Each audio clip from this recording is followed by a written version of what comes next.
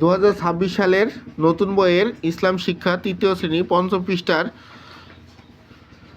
বিষয়বস্তু পড়ি। নিচে দেওয়া হলো ইমানের মূল বিষয় ধারাবাহিক সাজাই এবং কাজটি একাকী করি। ভাগ্যের ভালো মন্দ মহান আল্লাহর পক্ষ থেকে হয়ে থাকে, এই বিষয়ে প্রতি বিশ্বাস। 2 নম্বর, আসমানি কিতাবসমূহের প্রতি বিশ্বাস, আখিরাতের প্রতি বিশ্বাস, ফেরেশতাগণের প্রতি বিশ্বাস, মহান আল্লাহর প্রতি বিশ্বাস, নবী রাসূলগণের প্রতি বিশ্বাস ও মৃত্যুর পর পুনরুত্থানের প্রতি বিশ্বাস। 1, মহান আল্লাহর প্রতি বিশ্বাস। 2 নম্বর, ফেরেশতাগণের প্রতি বিশ্বাস।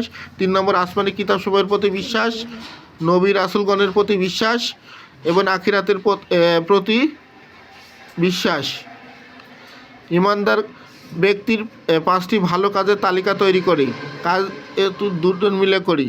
যেমন নম্র ও বিনয়ী আচরণ করেন ইমানদার ব্যক্তি, সদা সত্য কথা বলেন, আল্লাহর ইবাদত করেন, মন্দ কাজ থেকে বিরত থাকেন, আল্লাহর শুকরিয়া আদায় করেন। এগুলো হলো ইমানদার ব্যক্তির লক্ষণ।